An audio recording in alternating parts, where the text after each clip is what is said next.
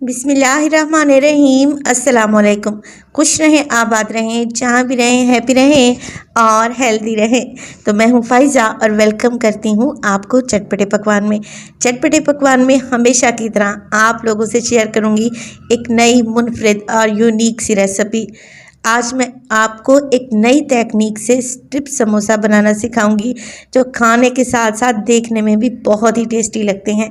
तो रेसिपी को आपने एंड तक देखना है। रेसिपी अच्छी लगे लाइक कर दें और चटपटे पकवान को सब्सक्राइब भी कर लें।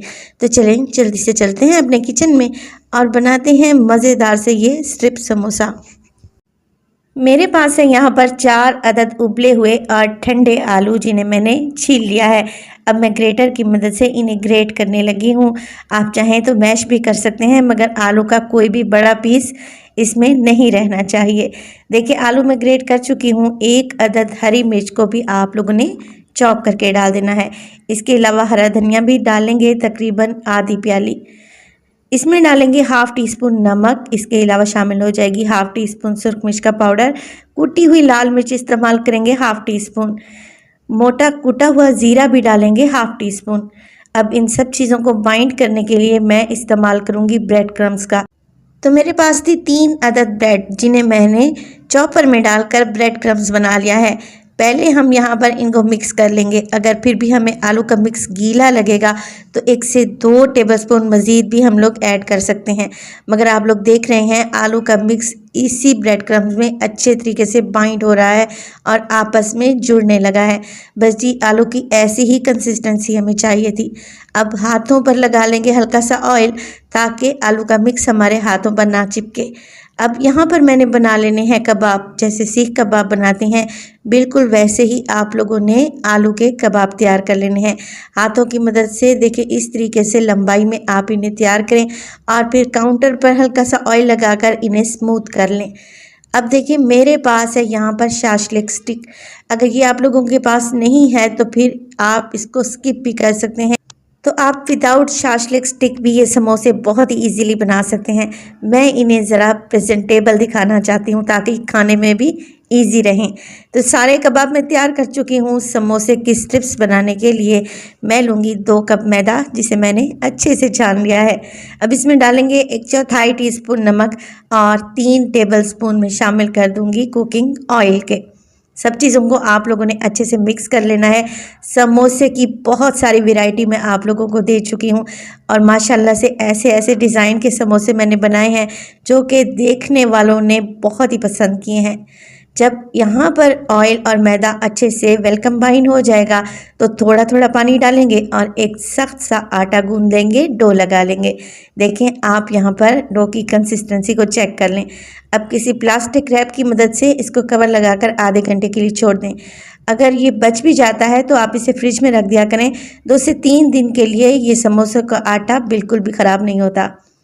तकरीबन आधा घंटे के बाद डो अच्छे से सेट हो चुकी है तो मैं क्या करूँगी जनाब, इसके 2 पोर्शन कर लूँगी और एक पोर्शन को दोबारा से ढाँप कर रख देंगे और एक को लेके आएंगे काउंटर पर और हल्का सा मैदा डस्ट करके इसको बेलना स्टार्ट कर देंगे।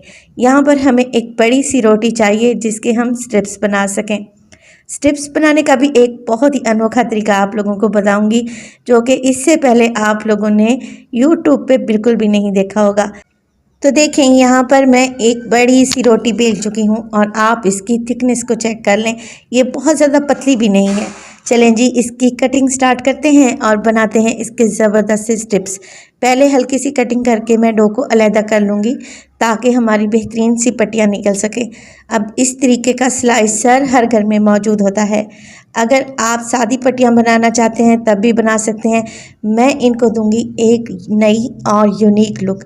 देखें मैं इसकी बैक साइड से इस तरीके से तकरीबन आधा इंच के फासले से कटिंग करूंगी और ये जिग जैग स्ट्रिप्स बनेंगी जो कि देखने में बहुत ही खूबसूरत लगती हैं। देखें अभी मैं आपको दिखाती हूँ ये देखने में कितनी प्यारी लग रही हैं। एक स्ट्रिप को उठाएं और देखें माशाल्लाह से जिग जैग स्ट्रिप तैयार है और इसी तरीके के सारे स्ट्रिप्स हमने तैयार कर लेनी है। आपने इनका फासला तकरीबन आधा इंच के बराबर ही रखना है, ज़्यादा इनको चौड़ा नहीं करना। तो चलें जी सारे स्ट्रिप्स को मैं काट लेती हूँ और काटने के बाद अब हम इनको फोल्ड करेंगे अपने मज़ेदार से समोसा पर। अब एक रोल समोसा उठाएंगे और इसकी फोल्डिंग शुरू करेंगे। आप क्या करें, सेंटर से पट्टी को घुमाना शुरू करें और इस तरीके से रोल को आहिस्ता से घुमाते जाएं तो पट्टी अच्छे तरीके से इस रोल पर चिपक सी जाएगी। एंड के सिरे पर आप लोगों ने क्या करना है, हल्का सा पानी लगा देना है। अगर ये पट्टी आपको लेंथ में ज़्यादा लग रही है तो फिर इसको काट कर अलहदा कर लें। देखें, दोनों सिरों पर आपने पानी लगाना है और अच्छे से चिपका देना है। इसी तरीके के सारे रोल तैयार कर लेंगे।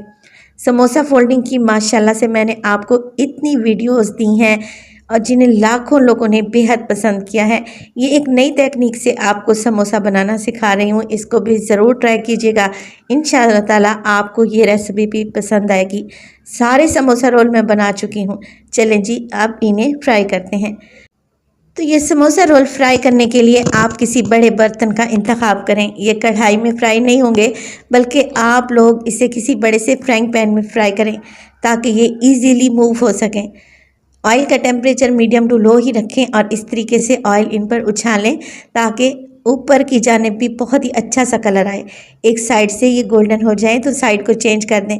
देखें, माशाल्लाह से ये ज़रा भी ऑयल में नहीं बिखरे और ऊपर की स्ट्रिप्स कितनी क्रिस्पी और शानदार लग रही है। इसी तरीके से उलटते पुलटते हुए आप लोगों ने इन्हें गोल्डन कर लेना है और माशाल्लाह से जब ये गोल्डन हो जाएं तो देखने में कितने खूबसूरत लग रहे हैं। जब आप इन्हें मेहमानों के आगे सर्व करेंगी तो वो एक दफ़ा तो ज़रूर सरप्राइज़ होंगे कि आपने ये बनाए कैसे हैं। तो रेसिपी को आप लोगों ने ज़रूर ट्राई करना है। रेसिपी अच्छी लगे लाइक कर दें, चटपटे पकवान को सब्सक्राइब कर लें और अपने फैमिली और फ्रेंड्स में भी शेयर किया करें। तो यहाँ पर मैं सारे रोल समोसा फ्राई कर चुकी हूँ और माशाल्लाह से ये टेस्ट में भी लाजवाब है। रेसिपी को ज़रूर ट्राई कीजिएगा और अपना फीडबैक दीजिएगा कि आपको मेरी रेसिपीज़ कैसी लग रही हैं। अपना बहुत सारा ख्याल रखिएगा। फ़ाइज़ा को भी अपनी दुआओं में याद रखिएगा। मुझे दीजिए इजाज़त। टिल देन, अल्लाह निगहबान।